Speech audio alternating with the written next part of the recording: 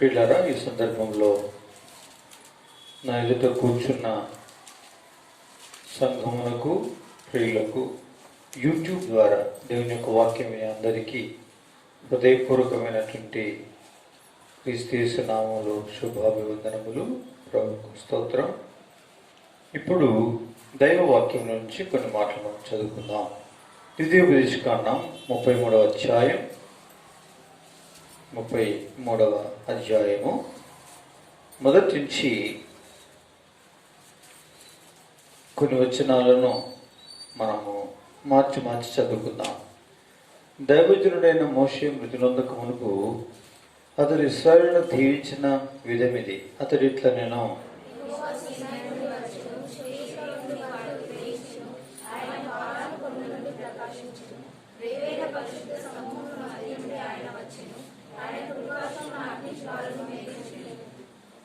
ఆయన జనములను ప్రేమించును, ఆయన పరిశుద్ధులందరూ నీ వశమునందురు, వారు నీ పాదముల వద్ద సాగిలపడుదురు, నీ ఉపదేశమును అంగీకరింతురు.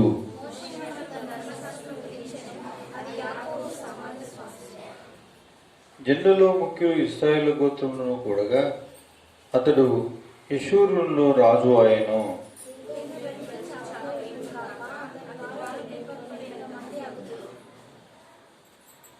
యూదాను గూర్చి అతడు ఇట్లనెను, యెహోవా యూదా మనవి విని అతని ప్రజల యొద్దకు అతన్ని చేర్చము. యూదా బాహుబలం అతనికి చాలునట్టు చేసి అతని శత్రులకు విరోధముగా నీవు అతనికి సహాయుడమైందో చాలు. ద్వితీయోపదేశకాండం 33వ అధ్యాయం మనము ఇట్టి దైవజనుడైన మోషే ఇశ్రాయేలీలను దీవించినటువంటి విధమును ఆయా సందర్భములలో చూస్తూ ఉన్నాం. గమనించండి, ఇక్కడ 2వ వచనంలో యెహోవా సీనాయి నుండి వచ్చాను, షెయీర్లో నుండి వారికి ఉదయించను. ఆయన పారాను కొండ నుండి ప్రకాశించను.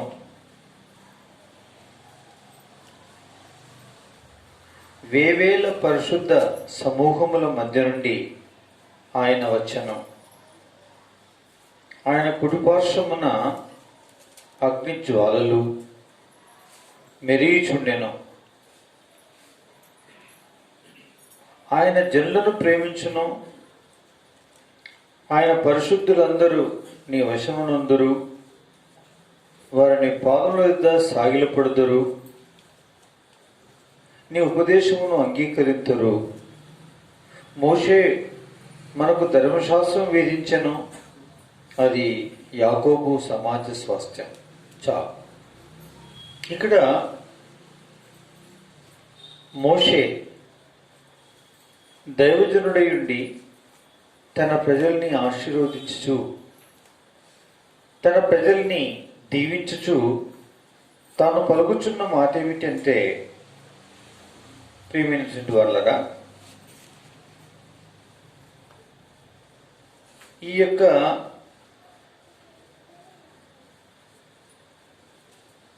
దీవెన ఆశీర్వాదము ఇశ్రాయేలీల యొక్క సమాజం అంతటిని ఉద్దేశించి మరి దాదాపు 5 వచనాల వరకు సామాన్యముగా, సహజముగా అందరికీ మరి ఉద్దేశించి ఆశీర్వదించిన ఆశీర్వాదం. అయితే ఆయన వచ్చి ఆశీర్వదించిన ఆశీర్వాదమును గురించి వ్రాశాడు. ముందు చెప్పాడు, యెహోవా సీనాయి నుండి వచ్చెను అని, షెయీర్లో నుండి వారికి ఉదయించెను అని, ఆయన పారాను కొండ నుండి ప్రకాశించెను అని, వేవేల పరిశుద్ధుల సమూహముల మధ్య నుండి ఆయన వచ్చెనని, ఆయన కుడిపార్శ్వమున అగ్నిజ్వాలలు మెరుగుచుండెను అని, ఇలాగా ఆయన జనములను ప్రేమించును, ఆయన పరిశుద్ధులందరూ నీ వశమునందురు, వారు నీ పాదముల యొద్ద సాగిలపడుదురు, నీ ఉపదేశమును అంగీకరింతురు అని ఇలాగున ఆశీర్వదిస్తూ వచ్చాడు. అంటే ఇశ్రాయేలీయుల యొక్క జనాంగము ఏమవుతుంది, ఏమి కాబోతుంది, ఎలా ఉండబోతుంది అనేటువంటి విషయాన్ని మోషే తాను దేవుని యొక్క ఆత్మ నింపుదల చేత తన ప్రజలను ఉద్దేశించి ఆశీర్వాదమును ప్రకటిస్తున్నాడు, లేక ఆశీర్వదిస్తున్నాడు. గమనించండి, ఆయన ఎలా వచ్చాడు అనేది 2వ వచనంలో ఉంది. ఆయన ఏ విధంగా తన ప్రజల్ని దర్శించాడు అని 2వ వచనంలో రాయబడింది. తాను ఏ విధంగా ప్రత్యక్షపరుచుకున్నాడు అనే సంగతి వివరించబడింది. సరే, ఇంతవరకు బాగుంది. అయితే 3వ వచనంలో ఏం రాయబడింది? ఆయన జనములను ప్రేమించును, జనమును కాదు, జనములను ప్రేమించును, ఆయన పరిశుద్ధులందరూ నీ వశమునందురు. ఇవన్నీ మాటలు కొంచెం విడిచి అంటే ఎడమర్చి కొంచెం విడివిడిగా మనం అర్థం చేసుకోవాలి. ఏమంటున్నాడు? ఆయన జనములను ప్రేమించును అంటే ఇశ్రాయేలీలను ఒక జనం అంటారు, కానీ ఆయన జనములను ప్రేమించును అని రాయబడింది. అంటే మిమ్మల్ని మాత్రమే కాదు ఇశ్రాయేలీలారా, మనని మాత్రమే కాదు ఇశ్రాయేలీలైన ప్రజలారా,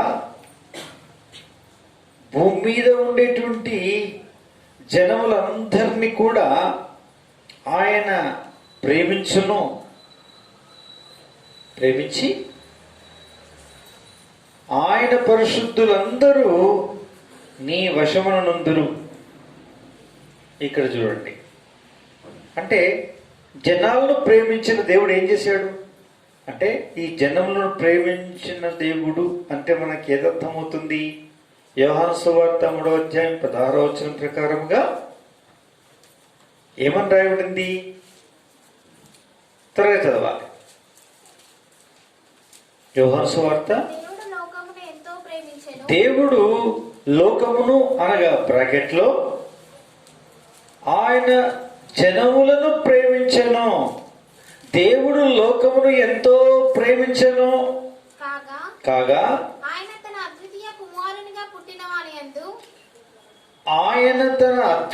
కుమారునిగా పుట్టిన వానియందు విశ్వాసముంచు ప్రతివాడును గమనించండి, నశింపక నిత్య జీవం పొందారు, పరిశుద్ధులయ్యారు, పరిశుద్ధులు అవుతారు. ఆ పరిశుద్ధులు నీ వశమునందురు. ఎవరి వశం ఉంటారట అంటే ఎవరి వశం ఉంటారు? ఇప్పుడు పరిశుద్ధులు ఎవరు? నీవు ఎవరు? నీవు అంటే అక్కడ ఎవరున్నారు? ఎవరిని అంటున్నాడు? ఎవరిని ఉద్దేశించి అంటున్నాడు చెప్పండి.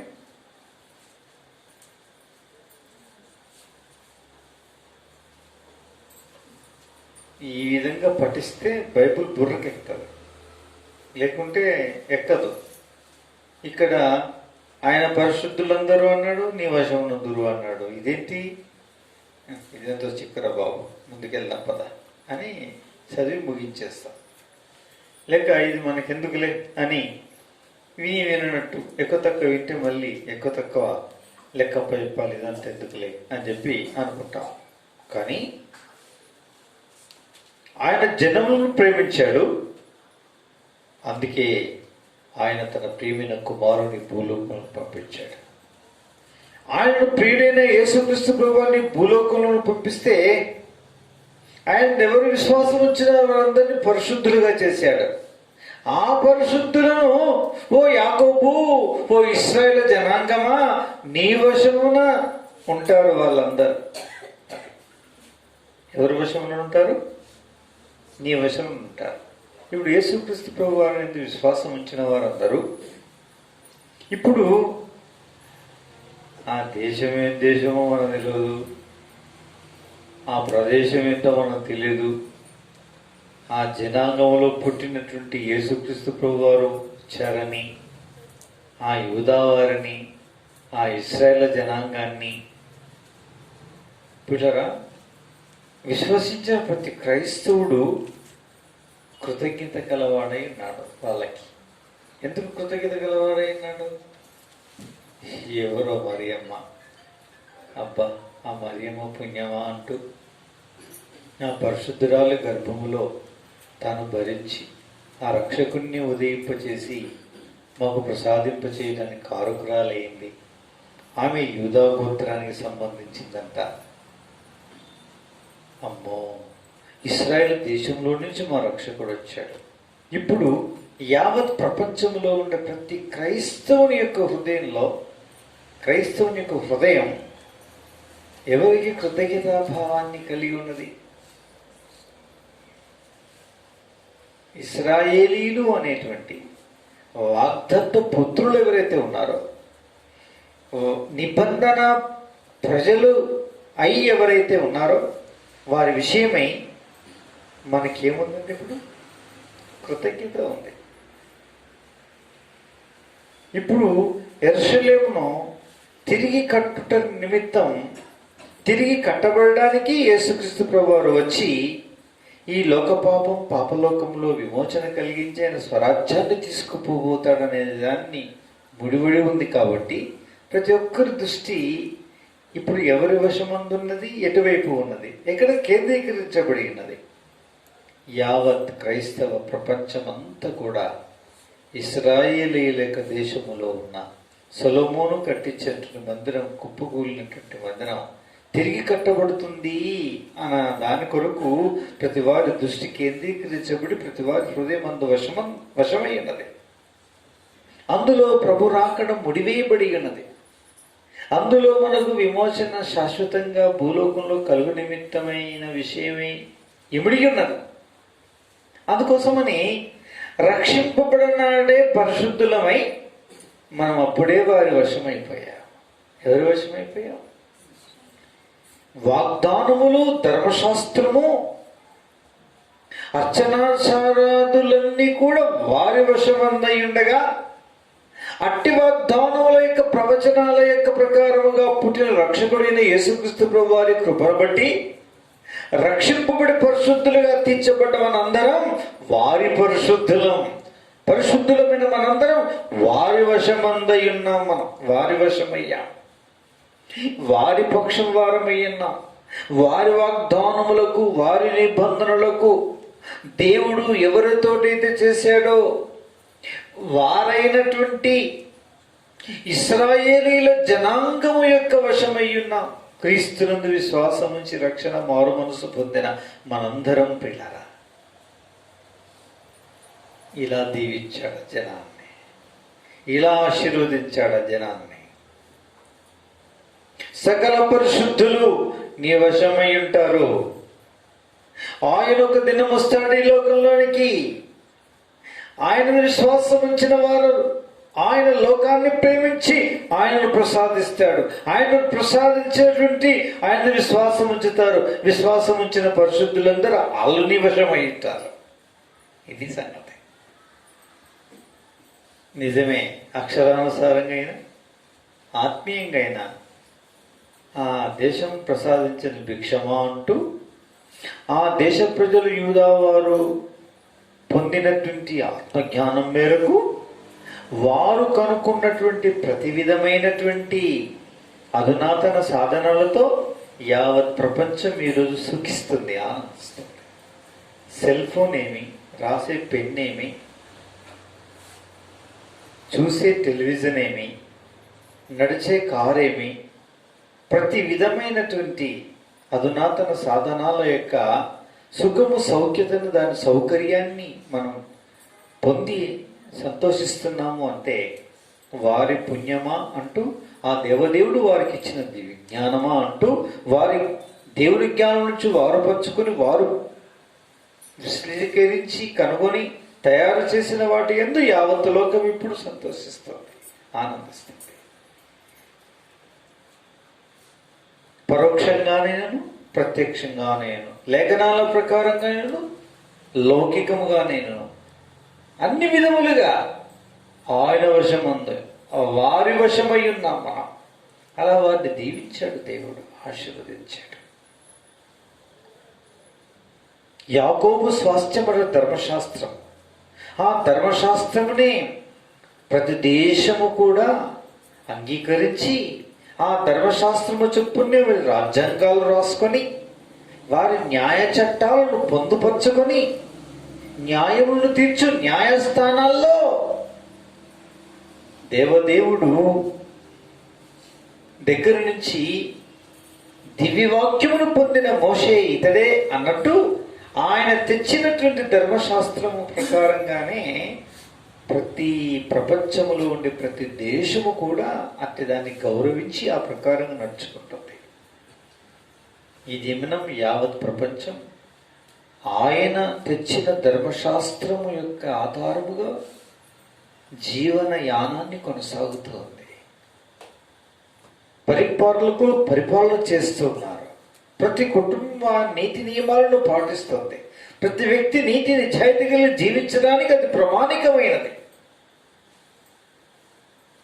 ఇది వారిదై ఉన్నది, అది మనం ఇప్పుడు అనుసరిస్తున్నాం. మనం వశము కాలేదా? మనం వశమయ్యాం.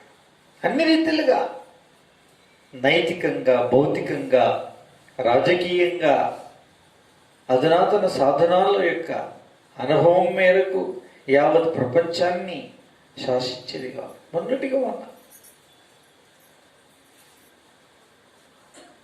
మన గౌరవనీయులైనటువంటి ప్రధానమంత్రి గారు ఇజ్రాయెల్ దేశానికి వెళ్ళి వారు ఏ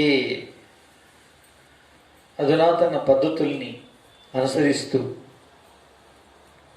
వ్యవసాయాన్ని ఎలా చేస్తున్నారో గమనించి విని చూసి ఆ ప్రకారంగా చేయుటకు అట్టి జ్ఞానాన్ని, అట్టి వారి యొక్క పద్ధతుల్ని స్వీకరించి వాటిని చూసి ఈ ప్రకారంగా అయితే మంచి వృద్ధిని, అభివృద్ధిని, పంటలో అధిక రాబడిని పొందడానికి అన్ని విధములైనటువంటి వాటిని స్వీకరించడానికి, అక్కడి నుంచి ఆ జ్ఞానాన్ని పొందడానికి వారితో ఒప్పందం చేసుకున్నటువంటి వారుగా ఉన్నారు.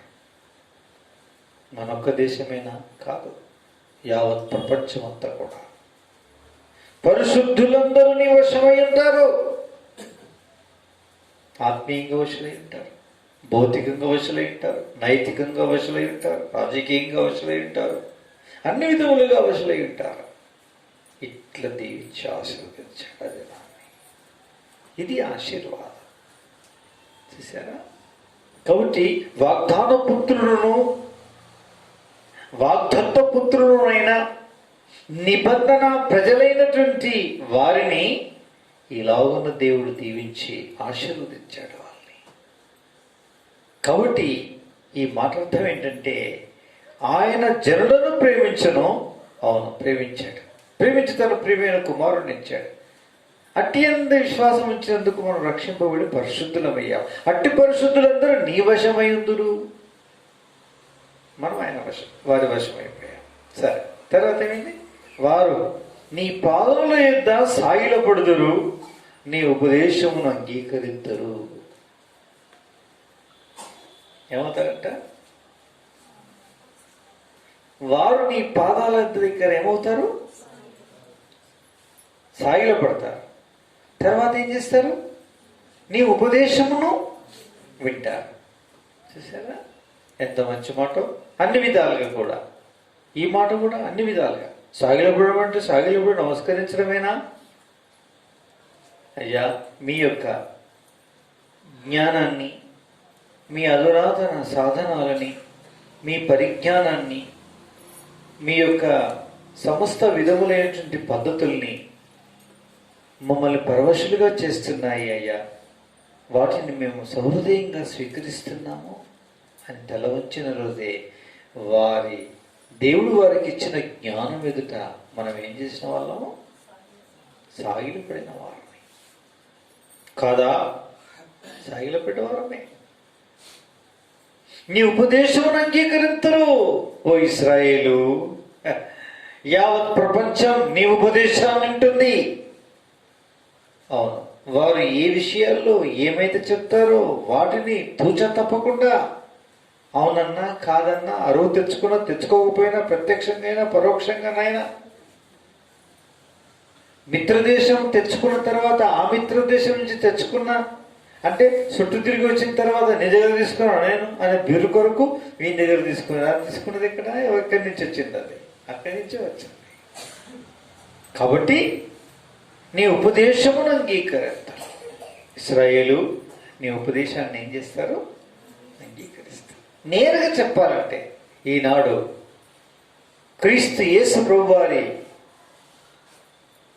అను దైవదత్త ప్రజలైనటువంటి వారిలో నుంచి పుట్టుకొచ్చిన రక్షకుని యొక్క ఉపదేశములను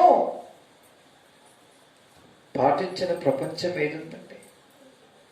సరే, వాటిని స్వీకరించినటువంటి జ్ఞానులు ఎవరున్నారండి? అందరూ వీటిని ఏం చేశారు?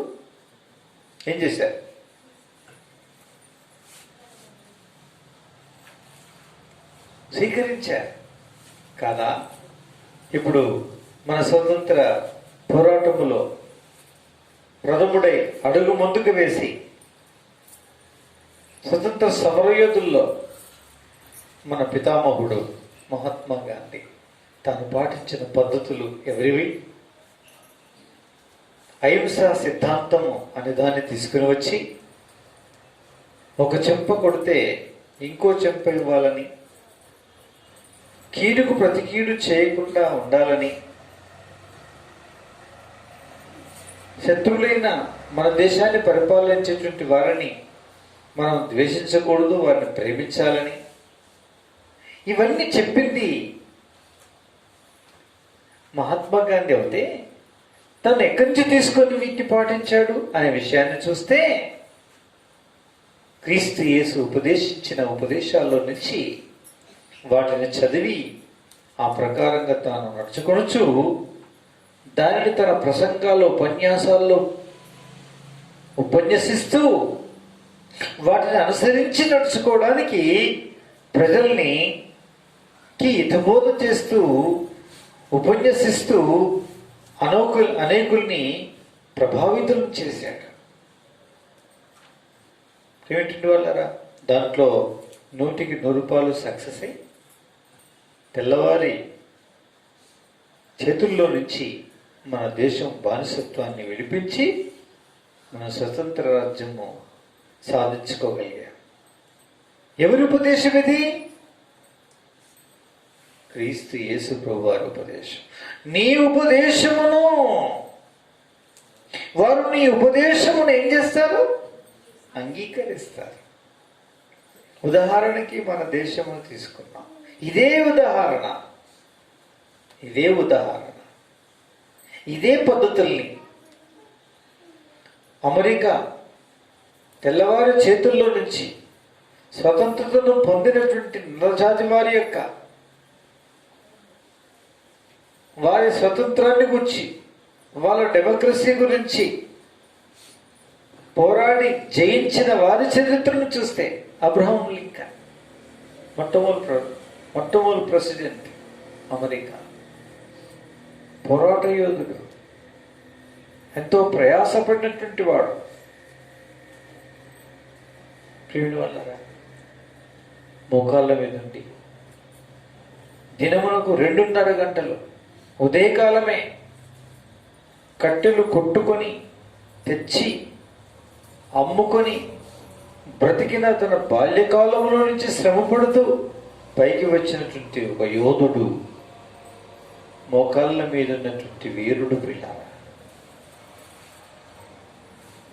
ఆయన బైబిల్ చదవటంలో, ప్రార్థన చేయటంలో ప్రథమ స్థానం ఇచ్చి అతి ఉపదేశములు అంగీకరించి వాటిని ప్రజలకు బోధించి పోరాడి జయించి పిల్లరా తెచ్చుకున్నటువంటి స్వతంత్ర దేశం ఆ దేశం.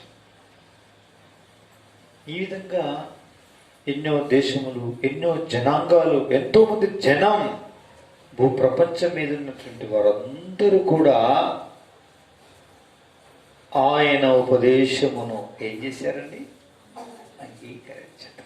ఇశ్రాయేలు నీ ఉపదేశమును అంగీకరించదు. యావత్ ప్రపంచం నీ ఉపదేశాన్ని అంగీకరిస్తారు. ఈ దినం యేసు నామములో ప్రకటించిన దేశం ఏది? విన్ని దేశం ఏది? వినని ప్రాంతం ఏది? విన్న వెంటనే మోకాళ్ళ మీద ఉండి చేతులు జోడించి తల వంచి స్తుతించి ఆరాధించినటువంటి దేశం ఏది? ప్రదేశం, ప్రాంతం ఏది? దేవుడు అలా దీవించాడు. ఎవరి నుండి? తన ప్రజలైన వాగ్దత్త పుత్రులైనటువంటి అర్చనాచారాదులు, ధర్మశాస్త్రం వారి స్వాస్థ్యమైనటువంటి జనాన్ని, తన నిబంధన ప్రజలను ఇలా దీవించి ఆశీర్వదించాడు. ఆ ఆశీర్వాదమే వారికి కలిగింది. వారి వల్ల ఈ ఆశీర్వాదమును మనం ఈ దినం ఏం చేస్తున్నాం? పొందుతున్న మనం ఇదే పద్ధతిని మనం పాటించి ఆయన నిబంధన ప్రజల కిందికి వచ్చిన, ఆయన నిబంధన క్రిందికి వచ్చిన, నూతన నిబంధన క్రిందికి వచ్చిన ఆ నిబంధనను తూచా తప్పకుండా పాటించి ఇదే ప్రకారంగా ముందు కొనసాగు వారమైతే మన పరిమితి మేరకు, మన పరిధి మేరకు, మన యొక్క సామర్థ్యం మేరకు తప్పనిసరిగా దేవుడు మనల్ని దీవించి ఇలాగునే ఈ చొప్పున మన పరిధి మేరకు మనలో ప్రతి ఒక్కరిని ఇలా దీవించి దేవుడు ఏం చేస్తాడు? తన మహిమ కొరకు వాడుకుంటాడు, ఆశీర్వదిస్తాడు. ఆ ఆశీర్వాదాన్ని దేవుడు నెరవేర్చుకుంటాడు. మాత్రం వదిలిపెట్టాడు. వదిలిపెడతాడా? వదిలిపెడతాడా? వదిలిపెట్టాడు. దినం 2015 తర్వాత 16 అనుకుంటాను, దాదాపు సేవకుల కోడికల్ డిఫెన్స్ కాలనీలో అయితే ఉంటే, ఈసీఎల్కి వెళ్తూ ఉంటే డిఫెన్స్ కాలనీ సైనిక గురి దాటిన తర్వాత, అటు చూస్తే తిరుమలగిరి దాటిన తర్వాత అక్కడ చర్చిలో సేవకుల కూడిక అవుతే సేవకుల కూడికలో నుండి మరి పాలు పొంది సరే అందులో ఉంటున్నాను. ఏదో మరి ఫోన్ వస్తే సైలెంట్లో ఉంది, బట్ ఇంపార్టెంట్ ఫోన్ ఉంటుందని చెప్పి బయటకు వచ్చాను. ఫోన్లో మాట్లాడి లోపలికి వెళ్ళబోతున్నా. వెళ్ళిపోయేటప్పుడు ఆ రోడ్డు ప్రక్కన నడుచుకుంటూ వెళ్తున్నారు ఒక సమూహం. దాదాపు 10 మంది ఉన్నట్టున్నారు. అందులో ఒక 5-6 పరుగున పరిగెత్తుకొని వచ్చారు. ఇంకా అందులో 2-3-4 నిలబడి ఉండగా ఇంకొకరు 2 మరి వంగి కాలు పట్టుకున్నారు. కాలు పట్టుకుంటే నాకు అర్థం కావట్లేదు, ఏంటయ్యా, ఎవరు మీరు, ఏంటి అసలు, ఎందుకు మీరు కాలు పట్టుకుంటున్నారు చెప్పండి అంటే, లేదన్నా నువ్వు నన్ను క్షమించిన అంటేనే నేను లేస్తా, లేకుంటే లేదు అని ఏడ్చుకుంటూ అంటున్నాడు. వీళ్ళెవరు, వీళ్ళు నా కాలు పట్టుకోవడం ఏంటి, నేను క్షమించడం ఏంటి, నేను క్షమించమంటే లేస్తా అంటున్నాడు ఏంటి, ఇదేంతయ్యా అని నాకు అర్థం కాక నిలబడినటువంటి వాళ్ళు అడిగితే, వాళ్ళు అన్న మీ మీద దాడి జరిగినప్పుడు ఆ సమూహంలో వచ్చినటువంటి వాళ్ళు వీరు, అప్పుడు ఈ పాపిష్టి చేతులతో మీ సామాను బయట వేశామని చాలా బాధపడిన వారై సత్యం తెలిసినటువంటి వీరు ఇప్పుడు ఎప్పుడు నువ్వు కనిపిస్తావా అని అట్లా క్షమాపణ కోరుకొని రుణం తీర్చుకోవాలి, క్షమాపణ పొందాలని ఎదురు చూస్తూ ఉంటే అనుకోకుండా మీరు తక్కువని కనిపించారు ఇక్కడ, అందుకోసమని వాళ్ళు అట్లా అంటున్నారంటే, అదే బాబు సరే ఓకే క్షమిస్తున్నాను లేవు అని అంటే అప్పుడు లేచినారు. అప్పుడు వాళ్ళు చెప్తున్నారు, నేను అనుకున్నాను ఈ కూడికకి రావడం ఏంటి, ఇప్పుడే నేను మాట్లాడడానికి బయటకు రావడం ఏంటి, వారు అప్పుడే ఆ యొక్క మార్గాన వెళ్ళడం ఏంటి, వారి పశ్చాత్తాపం, వారి కన్నీరు ఆ రోజు నుంచి ఆ తారీఖు నుండి మనసును పట్టక నెమ్మది లేక కన్నీళ్లు కారుస్తూ ఉదయ సాయంకాల వేళల్లో అయ్యో మేము ఎంత పొరపాటు చేశాము, ఎంత పాపం చేసినాము, ఒక సేవకుని యొక్క సామాను పుట్టినాం, మీటింగ్లను తీసుకొచ్చి మమ్మల్ని మోసపు పనులు చేయించారు అక్కడ అని చెప్పి బాధ ఈ ప్రకారంగా ఆ బాధను అనుభవిస్తూ చేస్తున్న ప్రార్థనలను దేవుడు ఆలకించి, అన్నా ఈ దినం మాకు కనిపిండు దేవుడు మిమ్మల్ని, మేము ఎలాగాడికి రాలేము, మేము ఎట్టగలుస్తూ తెలియదు, కానీ ఈ దినం మీరు కనిపించారు మాకు అని చెప్పి అనడం జరిగింది. కాబట్టి నా ప్రియమైనటువంటి వాళ్ళరా,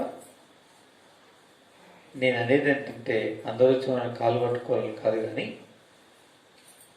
పశ్చాత్తాపడి తల వంచి వారి నిజమును గుర్తించి వారు క్షమాపణ కోరుకోవడం అనేటువంటి విషయం ఎక్కడ దాగి ఉన్నది అంటే, ప్రభు అంటాడు, నా నిబంధన ప్రజలని అంటే నా నిబంధనను అనుసరించి నడుచుకునేటువంటి ప్రజల్ని తలగా ఈ రీతిగా చేసి తోకగా ఏమాత్రం కూడా చేయకుండా, పైవారిగా చేసి క్రిందివారిగా ఏమాత్రము చేయకుండా, తల వంచేవారిగా ఏమాత్రము చేయకుండా తల ఎత్తుకునే వారిగా చేసి, అట్టి వ్యతిరేకులైనటువంటి వారిని ఇలా తగ్గించుకునే వారిగా ప్రభు చేసి సాగిలపేటట్టు చేస్తాననేటువంటి మాటని ప్రభు తాను కనపరిచినటువంటి వారిని, ప్రభువు చేత లేక ప్రభువును గణపరిచినటువంటి వారిని, ప్రభు చేత గణపరచబడినటువంటి వారిని ఎంత నిందను, ఎంత అవమానమును మనం భరించి ఉంటిమో, ఎంత దుఃఖమును, ఎంత నిట్టూర్పు నిడిస్తేమో, దానికి తగిన విధానములో ఆయన మనల్ని మర్చిపోకమని జ్ఞాపకము చేసుకునేటువంటి వాడు. కాబట్టి నా ప్రియమైనటువంటి వాళ్ళ, మన జీవితాల్లో మన ప్రభువును గణపరిచేది, ఆయన నిబంధనను కనపరిచేది, ఆయన ధర్మశాస్త్రమును త్వచ తప్పకుండా పాటించేది మనం అనేది ఎంతో చేయగలిగిన వారమైతే, మన పితరులైనటువంటి వారికి ఎట్టి ఆశీర్వాదము, ఎట్టి వాగ్దానపు నిబంధన నెరవేర్పు జరిగిన తన యందు విశ్వాసం నుంచి అనుసర జనానికి కూడా అలాగే దేవుడు ఏం చేస్తాడో చేస్తాడు, చేసి తీరుతాడు ఆయన. కాబట్టి నా ప్రియమైనటువంటి వాళ్ళారా, మనం ఎప్పుడు కూడా నిరాశపడి విసిగిపోయి విరక్తి చెంది, నిందలు కలిగినప్పుడు, అవమానములు కలిగినప్పుడు, నిరాశకు నిస్పృహకు గురి అయిపోయినటువంటి వారమై బాధను అనుభవించి నష్టము చూసుకుంటూ మనం బాధ పొందకూడదు. కానీ ప్రేమిన వాళ్ళరా, ప్రభువును ఎంతవరకు గణపరిచి ఆయన హెచ్చిస్తున్నామో, మనం ఎంత పశ్చాత్తాపడి మన పాపములను ఒప్పుకొని మన జీవితాన్ని సరిచేసుకోగలుగుతున్నామో, మన జీవితంలో ఆయనతో సంబంధ బాంధవ్యాన్ని ఎంతవరకు కలిగి ఉంటున్నామో, భర్త వలన కలిగే అవమానం, భార్య వలన కలిగే అవమానం, ఇరుగు పొరుగు వారి వలన కలిగే అవమానం, మనకు మనమే కృషించిపోయేటువంటి భయంకరమైనటువంటి పరిస్థితులలో ఏమాత్రము నిరాశపడి విసిగిపోయి విరక్తి చెంది మనం ఏమాత్రం ఈ రీతిగా మరి నిరీక్షణ లేని ఇతర జనాంగముల వలె కృషించిపోకుండా, ఇట్టి మన పితరులైనటువంటి వారికి తాను చేసే నిబంధన యొక్క నెరవేర్పును మనం జ్ఞాపకం చేసుకొని, మనం తమాయించుకొని ఓదార్చుకొని, మనం అనేకులకి ఆదరణకరంగా ఓదార్పగల వారిగా ఉండవలనని దేవుడు దృష్టాంతములుగా మన కొరకు వ్రాయించి పెట్టినటువంటి ఈ ప్రశస్తమైనటువంటి విషయాలని ధ్యానిస్తూ, ఆనందిస్తూ, వాటిని మనం అనుసరిస్తూ, వాటిని అనుభవించి ఇంకనేకులకి ప్రకటించి, ఉపదేశించి, ఆ విధంగా చేసి సజీవమైన సాక్ష్యాలు కలవారమై, ప్రభును మయంపరిచే జీవితాలు కలవారమై ఉండవలనని ఆయన యొక్క ఉద్దేశం.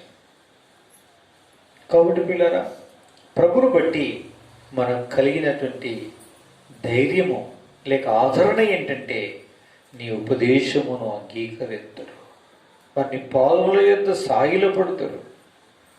ఆయన జనాలను ప్రేమించాడు, ఆయన పరిశుద్ధులందరూ నీ వశమవుతారు. కాబట్టి పిల్లరా, ఎవరు ద్వేషించిరో, ఎవరు కాదనిరో, ఎవరు కాలతన్నిరో పిల్లరా, ఒకానొక దినం మన ప్రియ ప్రభు యొక్క స్వాస్థ్యమైనట్లే మన కన్నీటి ప్రార్థన విన్నటువంటి దేవుడు తప్పనిసరి ఏం చేస్తాడు? దేవుడు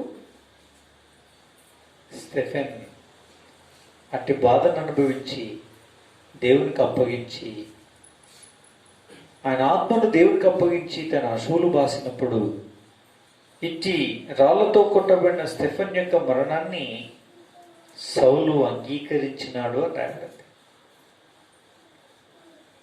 ఏ సౌలు అంగీకరించాడో వాడిని పురికొల్పి ప్రేరేపించి కొట్టమని చెప్పాడు, కారకుడో తెలీదు.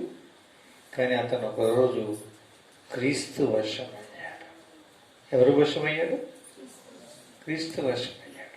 క్రీస్తు వశమైనటువంటి ఈయన క్రీస్తంతటి వ్యక్తిగా ఎదిగి, నేను క్రీస్తును పోలి నడుచుకొనుచున్నాను, మీరు నన్ను పోలి నడుచుకొనుడి అని కొంచెము తక్కువనే, లేక ఆయన అనుభవించిన శ్రమలు అనుభవించగా ఏవి మిగిల్చిపెట్టిపోయాడో క్రీస్తు, ఆ మిగిల్చిన శ్రమలను నా సొంత శరీరములో నేను భరిస్తున్నాను అని చెప్పగలిగే శిల్వ సాక్షి అయ్యాడు.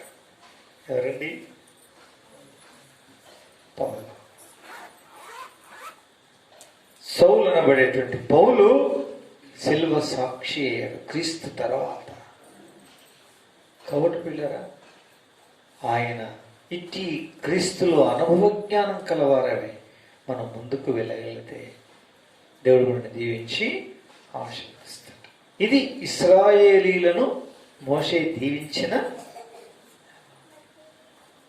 ఆశీర్వాదము. ఈ విధముగా ఆయన ఆశీర్వదించాడు. ఆశీర్వాదం తూచా తప్పకుండా అది ఈ ప్రకారంగా ప్రభు లేఖనములను, ఆశీర్వాదములను, వాగ్దానం నెరవేర్చుకుంటూ వచ్చాడు. వాడికి విశ్వాసం వచ్చింది, వాటిని కూడా మన యొక్క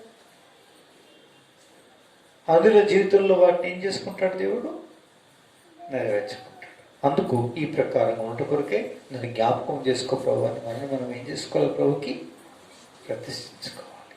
దేవుడు ఇటు వర్తమానాన్ని దీవించి ఆశీర్వదించుగాక. ప్రార్థన చేసుకుందాం. మోకరించండి.